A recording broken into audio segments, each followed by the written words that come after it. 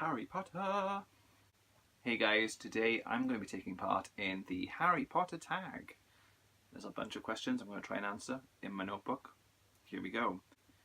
Number 1, favourite book.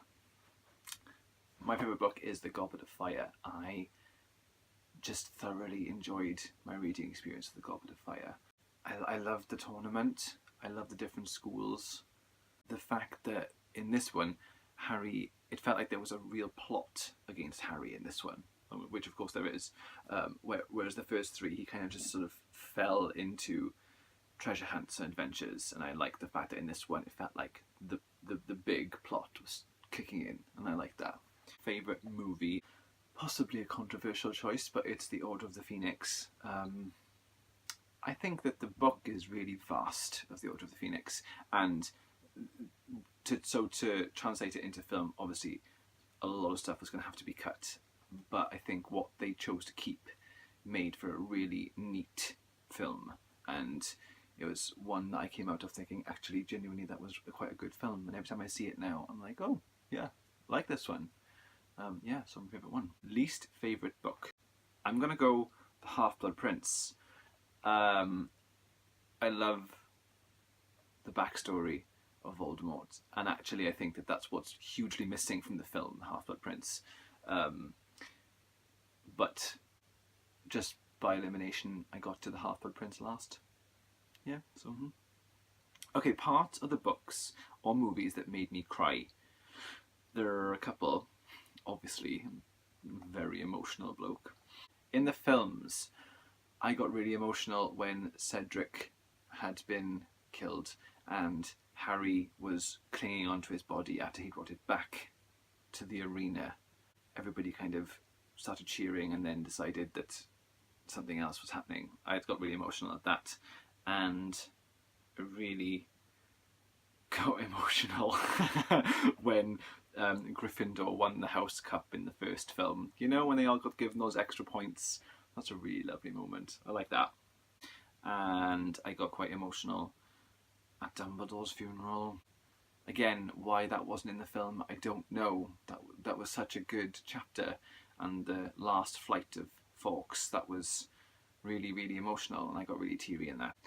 Recently, though, I was watching The Deathly Hallows, and when Dobby died, I got really emotional. I didn't expect to. It blindsided me. I think it's because he's just so small in Harry's arms. I didn't like that. That's really sad, really, really sad. If you could hook up with any Harry Potter character, who would it be? Now, this is a strange one, because for me, the Harry Potter series is not it's not about hooking up. I didn't feel like in love with any of the characters, or you know, lustful. Hate myself. So when I came to this question, I actually had to Google. I just Googled the men of Harry Potter, and so I've settled on one that I'm going to go with this actually. Victor Krum. I think if I had to hook up with any Harry Potter character, it would be the most famous Quidditch player in the world, and plus he has really big arms. Favourite character? I have got a soft spot for Professor McGonagall. I think that she is just awesome, and I do love her, so I think she's probably my favourite. Although my first Funko Pop that I bought was Dumbledore. I had to own Dumbledore, so maybe he's one of my favourite characters. If we're going to think about villains, I do like a bit of Dolores Umbridge. Oh, she's evil. She's such a nasty piece of work. I love that I hate her. Actually, do you know what? I think I quite like Harry. What would your Patronus be? Okay, I took the test on Pottermore, and Pottermore gave me a fox, which I thought was quite cool. I do like a fox. I'd probably say owl. I've had a fascination with owls since I was a kid, so I think I would choose an owl. Or maybe a bear. Maybe a squirrel. Actually, do you know what? You tell me what you think my Patronus could be. Of those 4, fox, owl, bear, squirrel, write in the comments, tell me what you think my Patronus should be. Yeah. If you could have the Resurrection Stone, Invisibility Cloak, or the Elder Wand, which one would you choose? Now, I know that on a lot of other videos people have chosen the Invisibility Cloak, and I get that. So out of principle, I'm not going to choose that. No. I'm not particularly power-driven as a person, so I don't think I would choose the Elder Wand. I'm just not that way inclined. So I think I'm probably going to go with the Resurrection Stone. But there'd have to be limitations. So I'd choose the Resurrection Stone, but only if I could have it like once a year on a certain date. I get to have the Resurrection Stone and I get to have conversations with people who have passed on, and we just have one big party and it would be a lovely, lovely catch up. And then they could just go back to where they are, and I'll go back to where I am, and it'll just be fab. That's what I choose. What house would you be in? I think it's pretty safe to say that I'm in Ravenclaw. Again, I took the test on Pottermore. That's what it gave me. I have the Ravenclaw Philosopher's Stone book. And if you could see my notes in my notebook right now, yeah, I'm a Ravenclaw, definitely. If you could meet any of the cast, who would it be? 100% it's Emma Thompson. I feel like we would have a blast. Yeah, I'm going to kill two birds with one stone here, and I'm going to choose David Tennant so that we could have a massive Harry Potter conversation followed by a massive Doctor Who conversation, and I would die happy. Have you played any of the video games? Yes, I have. I've played the Lego Harry Potter, the years 1 to 4.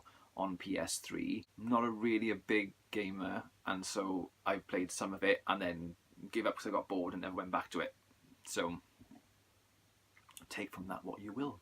If you were on the Quidditch team, which position would you play? Me and sports. Yeah, it's not really me. I'm not really into team sports. Don't watch them, don't play them. If I had to be on the team, I would probably choose Beta, purely because I then wouldn't have to catch anything, which is a bonus. But I think that I would be good. I used to like tennis as a kid, so maybe like using a racket, using the bat would be something which I'd be okay at. But realistically, I think I'd be more inclined to be the person commentating on the match, or interviewing people after the game for the school paper. Is there a school paper in Hogwarts? I don't think there's a school paper in Hogwarts. I would be the student who starts the school paper in Hogwarts. That's who I would be. Were you happy with the ending? Yes. It was always going to be that. It was always going to be a little bit sentimental and positive, and even though there were lots of deaths, I think that it was going to be what it was, and that was what I was expecting. It was what I was expecting. It's sort of a bit cheesy, but you know what, there is a bit in every Harry Potter book that's a bit cheesy. Every Dumbledore speech at the end of every book is cheesy, but that's okay. It's okay if we have a bit of cheese. What is life without cheese? Question 14, how much does Harry Potter mean to you? It means quite a lot. I mean, if you can see behind me, I currently have 3 Harry Potter shelves on the go. Harry Potter was the book that made it okay in the public eye to be a reader again. I've always been a reader, but we were the ones that were kind of shunned. And I guess it made reading popular. It made the world read again. And it means a lot to me. I do love Harry Potter. I love the films, I love the books, I love them kind of equally but differently. And they both do different things, and it's changed everything. That was all the questions from the tag, but I do have one thing that I wanted to add to the tag, which was kind of favourite Harry Potter memories. I've got a couple of memories to share with you. My first one is when I was reading The Goblet of Fire, and this is probably why I love that book so much. I was reading for the first time. I read up until the point where Cedric and Harry grabbed the Triwizard Cup and it disappeared. And then I just casually put the book down.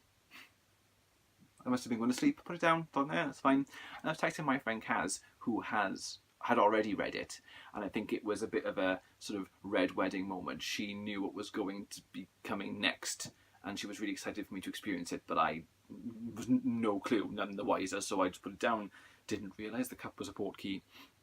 And I remember her being like, no, don't put it down, please, please, carry on reading. And then the next day I read it, and it was like flipping awesome. And I remember that really being really funny. She was so frustrated I put it down. Similarly, when we went to the cinema to see that film, we went as a group of us went, and the cinema was packed.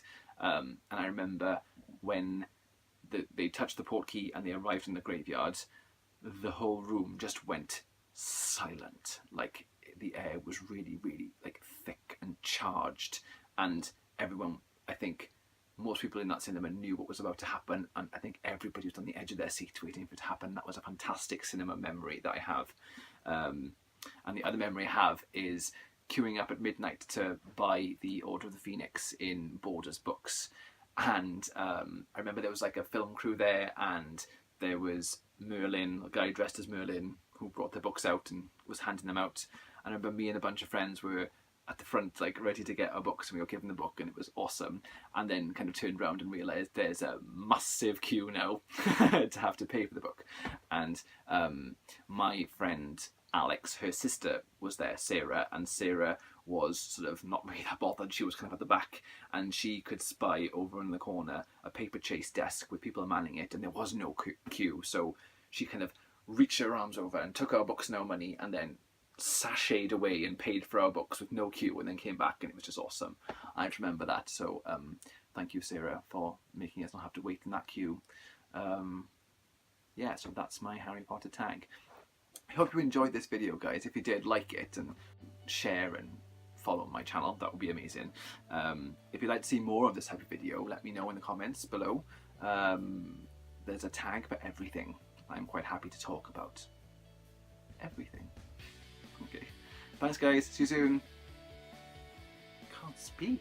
I didn't know there was such a thing as tags. There's a Harry Potter tag. I'm going to do the Harry Potter tag. Rambling. Going red. Hate my life.